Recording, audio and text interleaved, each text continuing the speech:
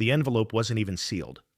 Just a thick stack of bills tucked into one of those pale blue security sleeves, still warm from his suit pocket. I kept holding it, fingers resting on the ridged edge, even after he left the room.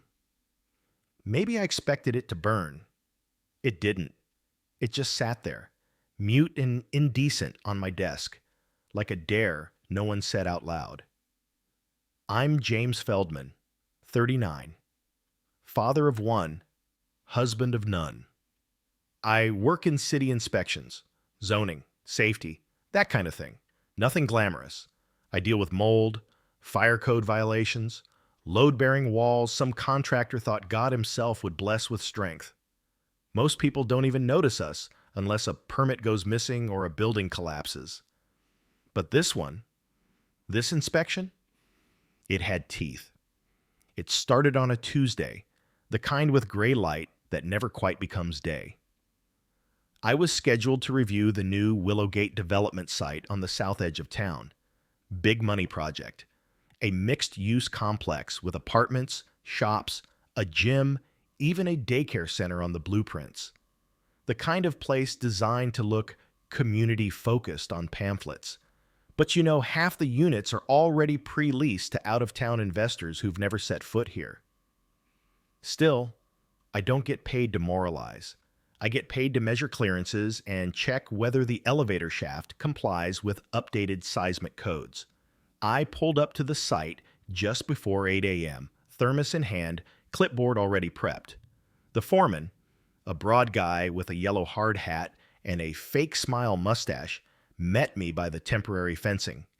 His name was Mitch, or at least that's what his tag said. We shook hands. Mr. Feldman, he said, already turning to lead me toward the trailers, we've been expecting you. His tone was friendly, but the kind that already assumed I wouldn't stay long. Inside the trailer, it smelled like old coffee, drywall dust, and those plastic-wrapped muffins no one ever finishes. Plans were spread on the table, too neatly. The whole place felt staged. We're ahead of schedule, Mitch said, gesturing at the board. Got the load testing done last week, and concrete samples passed the first round. You'll find we're in the clear. I nodded. Good to hear, but I'll still need to see the beam supports firsthand. He paused for a half second, enough that I caught it. Of course, Al, he said. Just figured we could go over the paperwork first. Make sure everything's in order. I pulled a chair, opened my notes. I was halfway through cross-checking the load specs when the door creaked open behind me. Hey, Mitch. Got a sec? The voice stopped. I turned. The man who walked in was wearing a dark blazer, not a hard hat. He looked out of place instantly. Polished shoes, hair combed back too carefully for a job site. Probably mid-50s.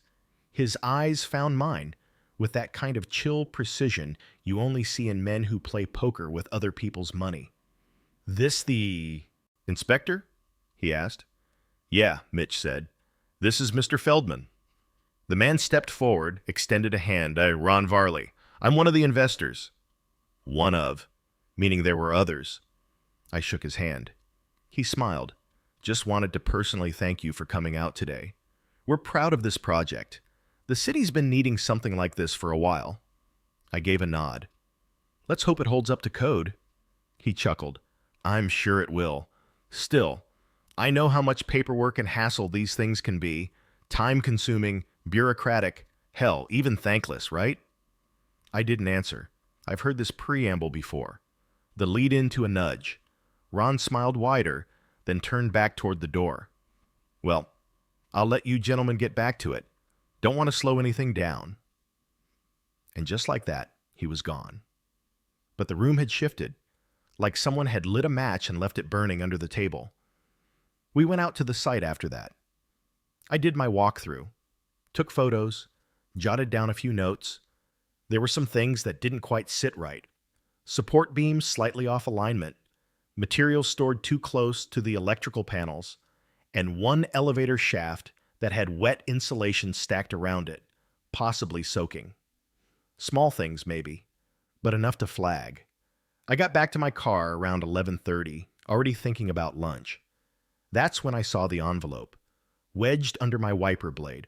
No name, no note. I got inside and opened it. Cash. I didn't count it. I didn't need to. It was thick. 50s and hundreds. Probably a couple grand at least. I sat there, engine off, holding it in my hand, for too long. There's this moment when your stomach knows something before your brain catches up. A kind of slow drop, like you missed a step in the dark. That's what it felt like. I don't remember driving home. I don't remember what music was playing. I just remember sitting at my kitchen table later, the envelope still on my passenger seat, unopened. That night, I didn't sleep. Not because I was afraid. I've been threatened before. Comes with the job. Developers hate delays. But this wasn't a threat. It was a test. They were testing how much of me could be bought. Next morning, I walked into the municipal building early. The coffee was burnt. The fluorescent lights were flickering like always. I sat at my desk, powered on my terminal, opened the digital inspection report file. I typed 4 words into the comments field. Envelope left on windshield. Then I began listing every code violation I'd seen. Every one. No embellishments, no dramatics, just the truth, typed slow and deliberate, while my heart thudded against my ribs like a second hand ticking down. At 9:43 a.m., I submitted the file to the regional supervisor's queue. By 10:15, my phone rang. "Feldman," I answered. It was Eric Morales, my department supervisor. "Come up to 5B, bring your original notes." Click. Upstairs, Eric's office was stuffy. He gestured for me to sit but didn't offer coffee. That wasn't a good sign. "Got your report," he said, flipping through the printout like it had insulted him. "Everything's in there," I said. "Including the bribe." He exhaled. "You sure it was a bribe?" I raised an eyebrow. "It wasn't a donation." Eric didn't smile. He set the papers down, leaned forward. "Do you have any idea who's behind this development?" "Ron Varley," I said, "and his brother's on the zoning appeals board. His cousin, city council." I didn't blink. I wrote what I saw. Eric rubbed his forehead. "Look, I'm not saying you did anything wrong, but you're poking a hornet's nest here. We're under a lot of budget review right now. Timing's not great." There it was, the unspoken warning. Not a threat, but a soft pull. He continued, "Let me talk to legal. Don't send any more follow-ups yet. Sit tight." Back at my desk, I stared at the screen. The report sat in the system, time-stamped and locked. A red icon had appeared next to it. Under review. That afternoon, someone called my desk from an unlisted number. I didn't pick up. No voicemail. Then I got an email from a sender I didn't recognize. Subject line, "We can make this go away." Inside, "Name your number, but don't push your luck. Accidents happen." I printed it, walked it straight to HR, then to legal, then to Eric. He looked tired. "This is turning into something bigger," he said. I nodded. "Then maybe it should." It was 6:17 p.m. when the office finally emptied. I remember that exact time because the second hand on the old wall clock in the break room skipped. Just a tiny mechanical stutter I noticed while staring at my reheated dinner. Most of the office lights had been shut off. Only mine remained glowing down the hall, casting that tired amber reflection off the copy machine's glass. And in that hush, when no one else was around to pretend everything was normal, I felt it, the weight of what I'd done. I hadn't slept the night before. Not well, anyway. My body had gone through the motions, shower, tie, coffee, but my mind stayed locked in that frozen moment when I clicked Submit on the inspection report. The moment when a city worker like me stopped being invisible. You don't realize how quiet your job is until it becomes loud in all the wrong places. Wednesday morning. At exactly 8:05 a.m., I was summoned again. This time not to Eric's office. Legal. Room 3C was colder than I remembered. The lights were too white.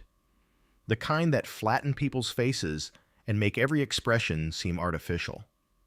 Lisa Greaves, corporate legal counsel, was already seated at the table when I entered. Young, sharp, the kind of person who memorizes procedure manuals for fun. She didn't smile, didn't stand, just gestured to the chair across from her. Next to her sat a man I'd never seen before.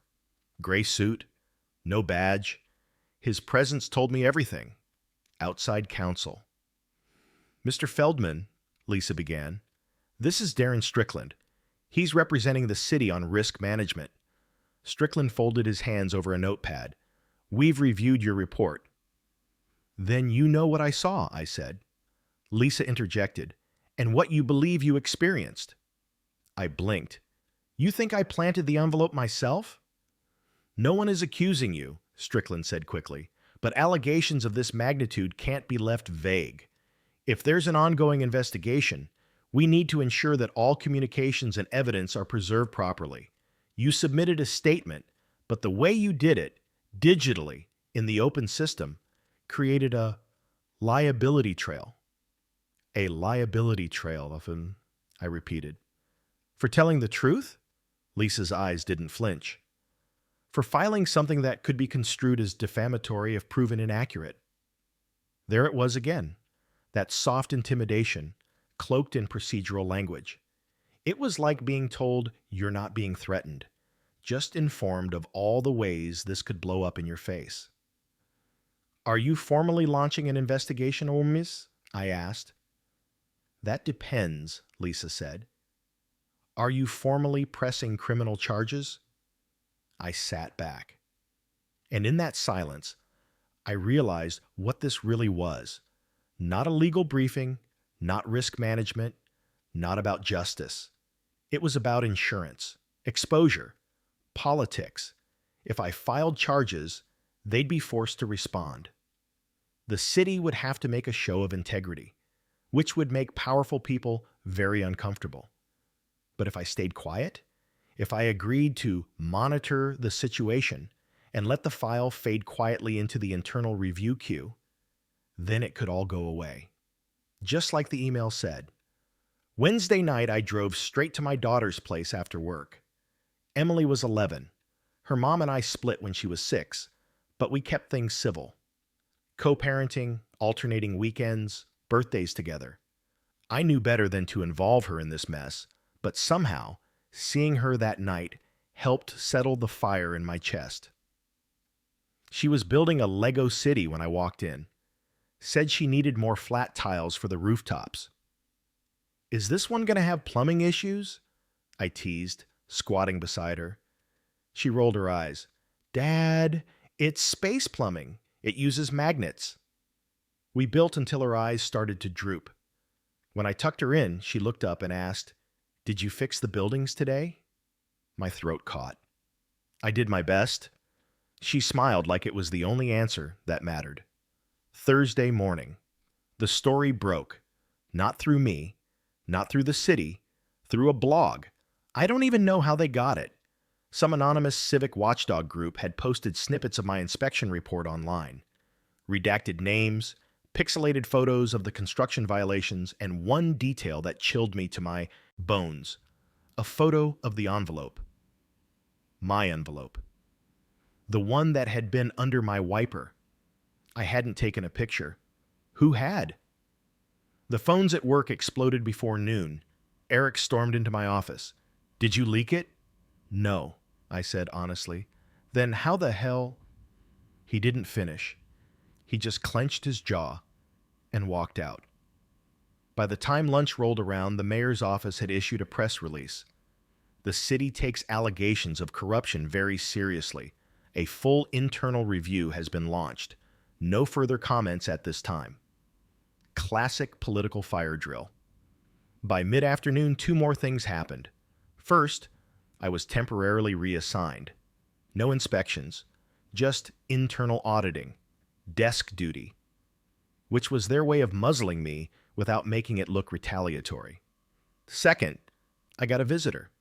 He didn't give a name, just walked into the municipal lobby, signed in as concerned citizen, and asked for me. The receptionist called, said he had documents. I stepped out to the hallway. He was already there, leaning against the wall near the vending machine, black duffel bag at his feet. Late 40s, lean build, buzz cut. Business casual, but the kind you buy in bulk. "You're Feldman," he said. I didn't answer.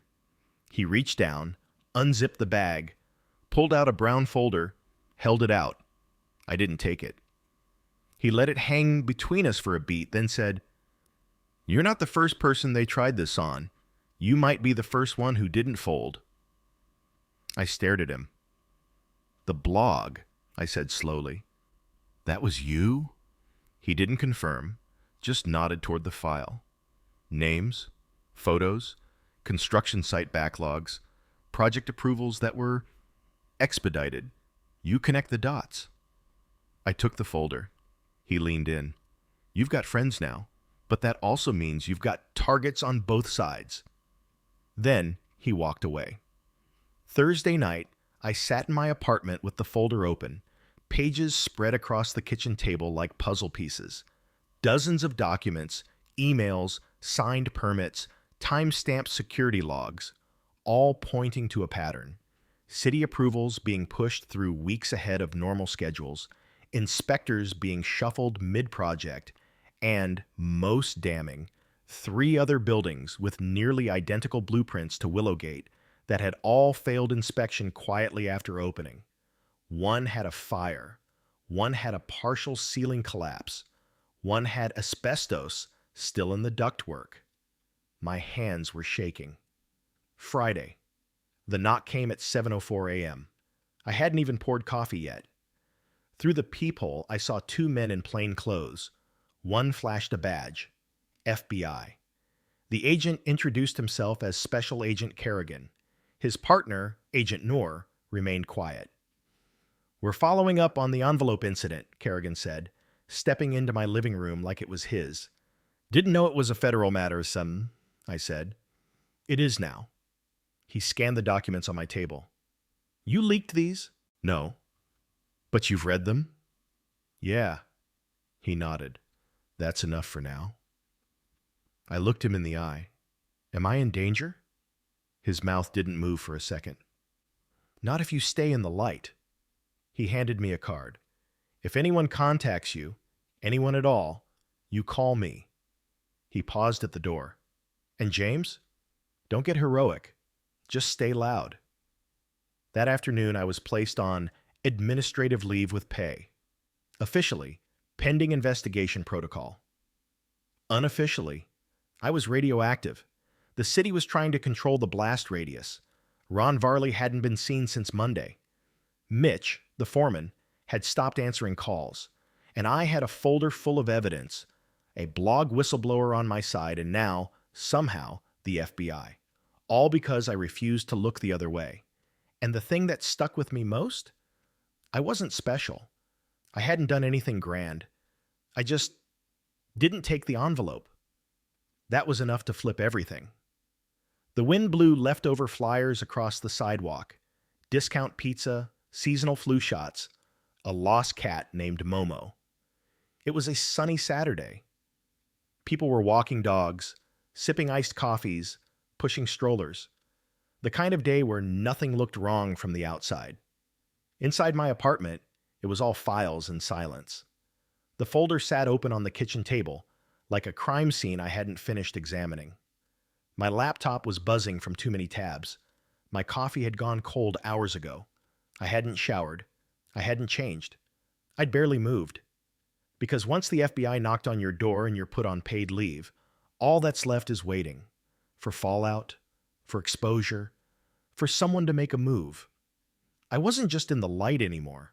I was the spotlight, and someone out there hated that. Saturday, 2:42 p.m., my phone buzzed. Unknown number. I let it go to voicemail. 2 minutes later, a text came in. "Cute kid. Does she know what daddy's risking?" I stared at the screen so long it went dark. They crossed the line.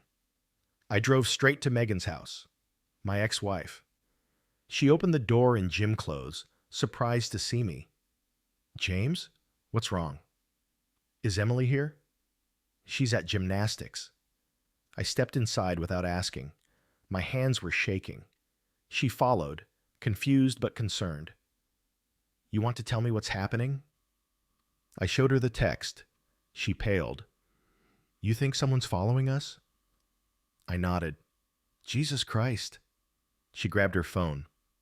I'm calling the police. I grabbed her wrist. Not hard, just enough. Megan, they won't do anything. Not yet. Her eyes widened. Then what the hell are you doing about this, James? I'd never seen her scared before. Not like this. And that's when it hit me. I wasn't just risking my job anymore. I'd dragged my daughter into the blast zone. That night, I parked across the street from Megan's place and stayed in my car. All night, engine off, doors locked, just me and the shadows. Nobody came. But I didn't sleep. Sunday morning, the whistleblower contacted me again. Another envelope. This time hand-delivered under my apartment door. Inside, a burner phone. Already charged. Already active. No number listed, no return address. It rang before I could even sit down. Still think this is just about codes and steel? The voice asked.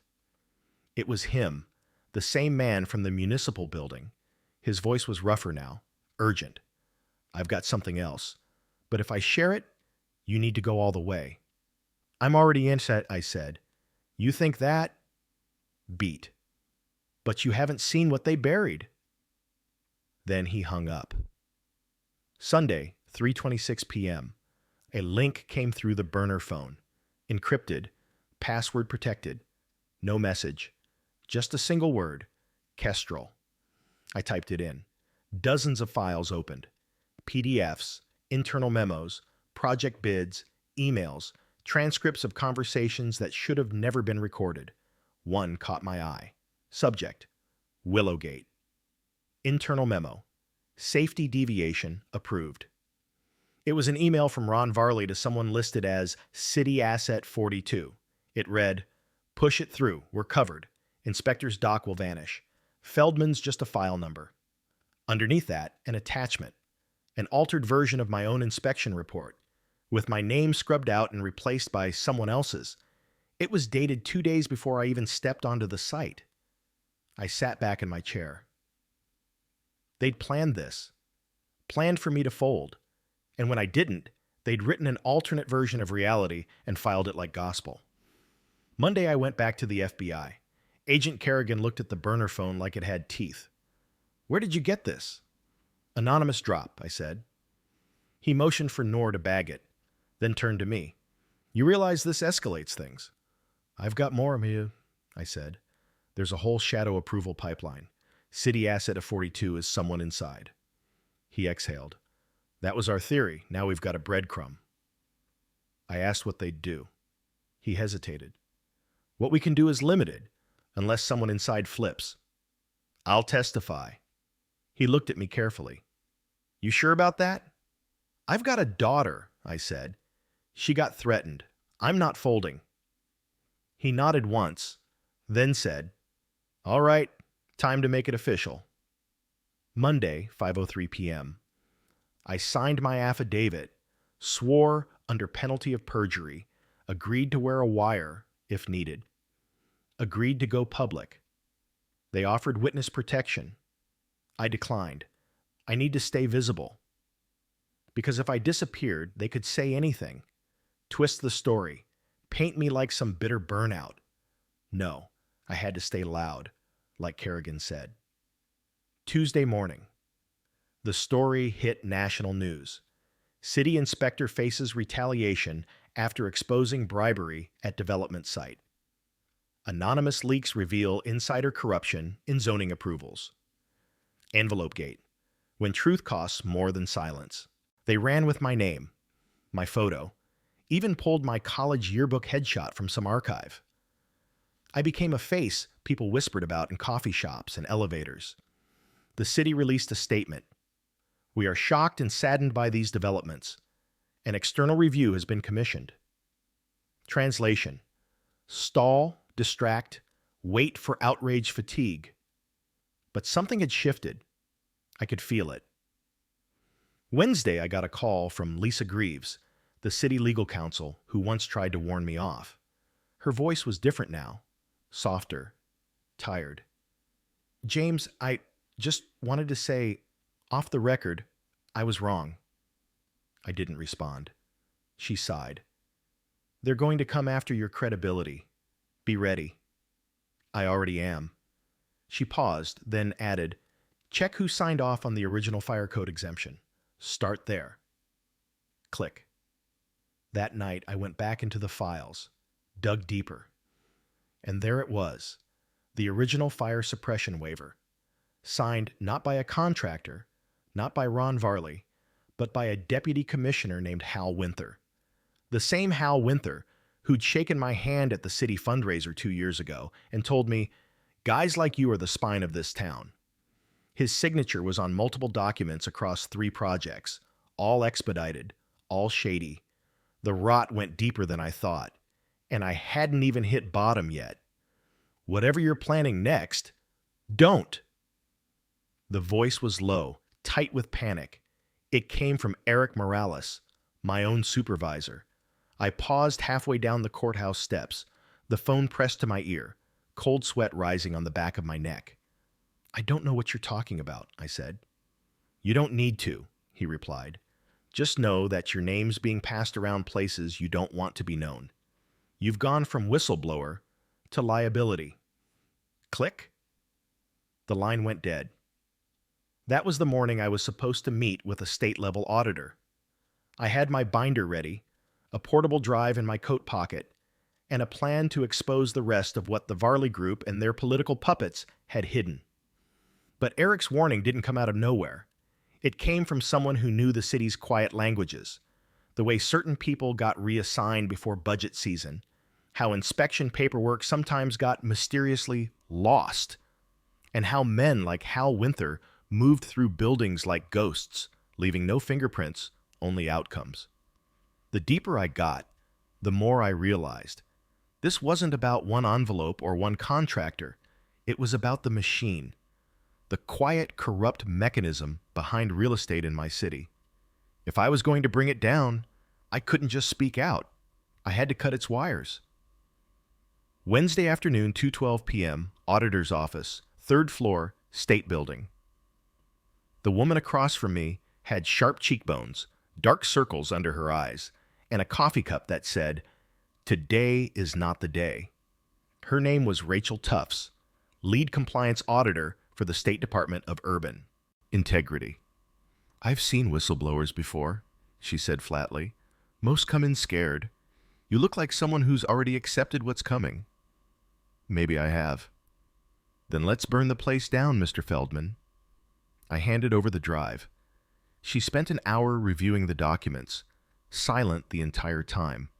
Only the sound of her keyboard clacking, occasionally pausing to scribble something on a yellow legal pad. Finally, she looked up. "You realize you're implicating a deputy commissioner, a sitting council member, and 4 members of the Zoning Appeals Board?" "Yes, and that once this goes public, your life will never go back to what it was." "It already hasn't." She leaned forward. "Okay, James.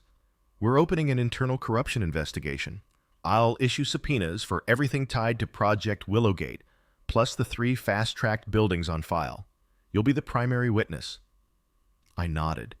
Then she said something I didn't expect.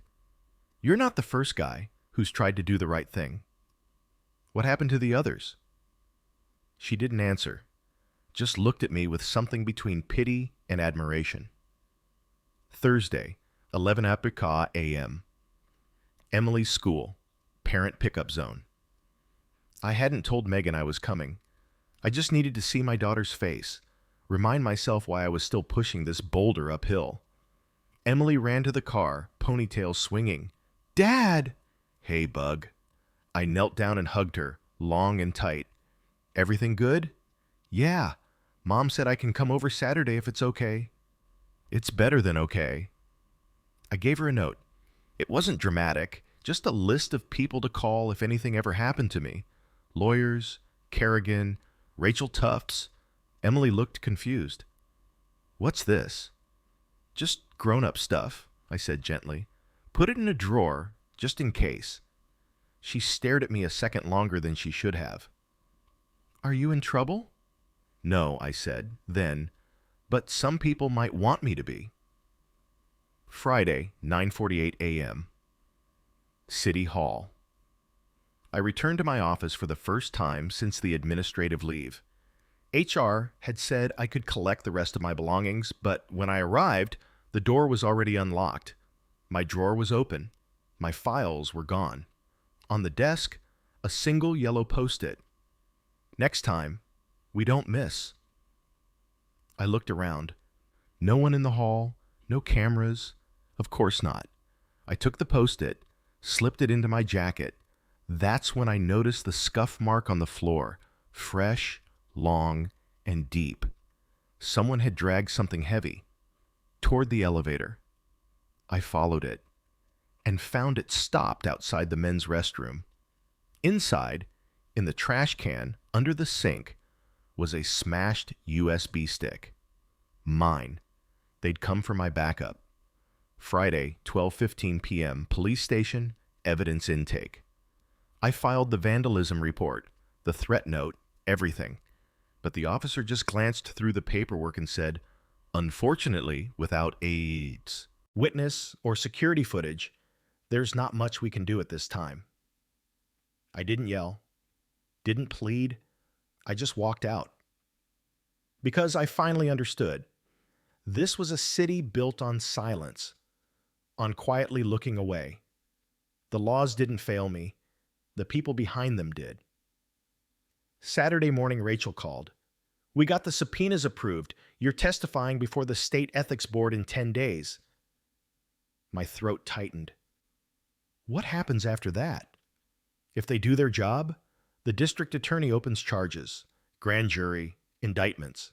And if they don't, then we leak everything to the press, every file, every name. We light it up. I looked out the window at the half-constructed skyline. Ron Varley's name was still on the real estate signs. Hal Winther still had a parking space at City Hall.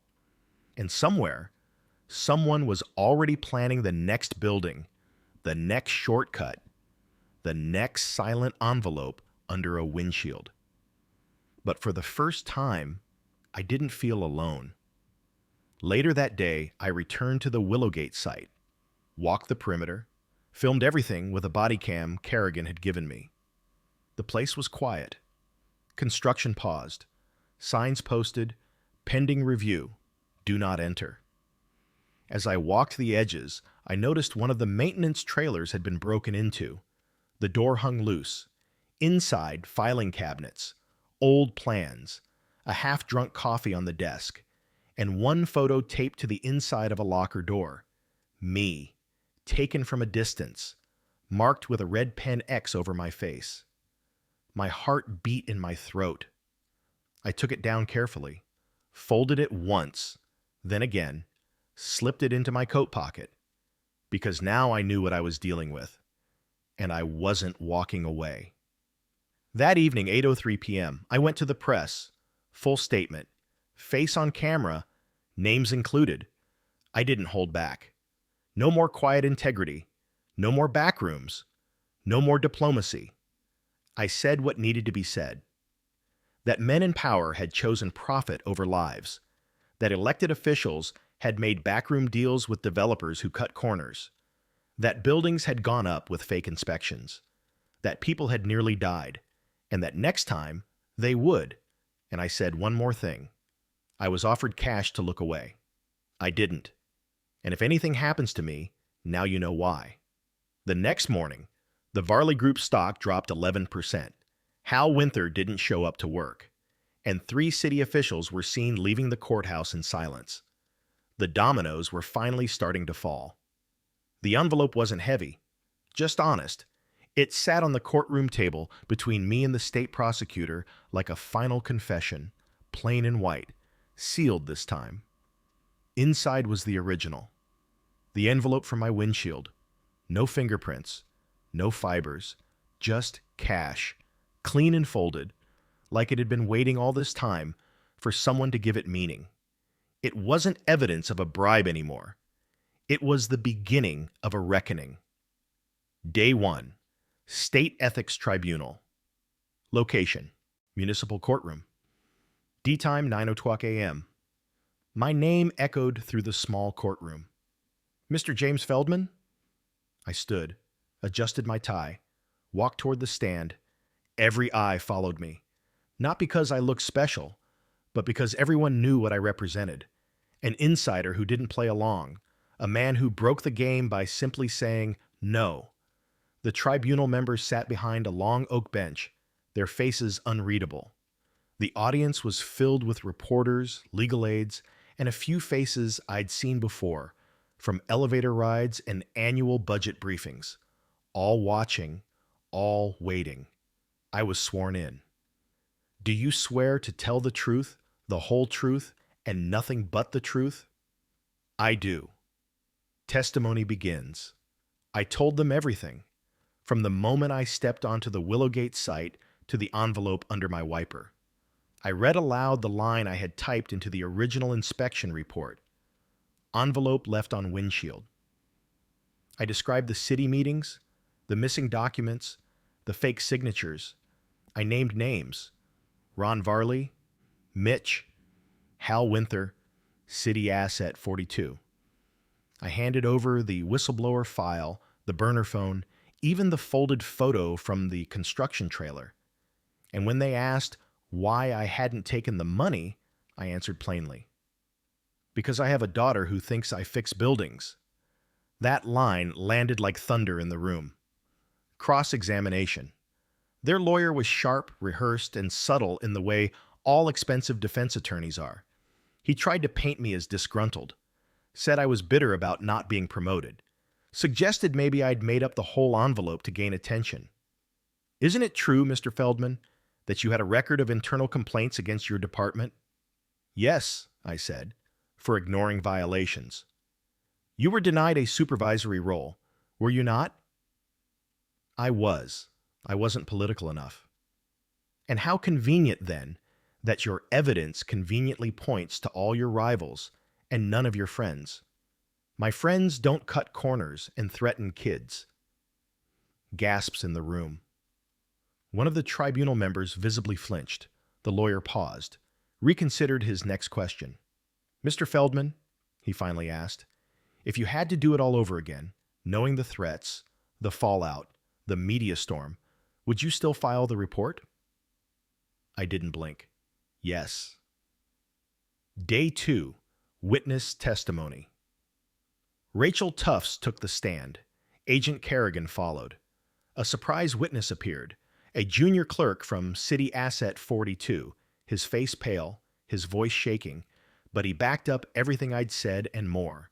He had emails, schedules, kickback logs, even a recorded conversation with Hal Winther that ended in the words, "Don't worry about Feldman. He'll either play ball or get reassigned into obscurity." Instead, I landed here. Day 3. The fall subpoenas dropped like hail. Hal Winther, suspended pending criminal investigation.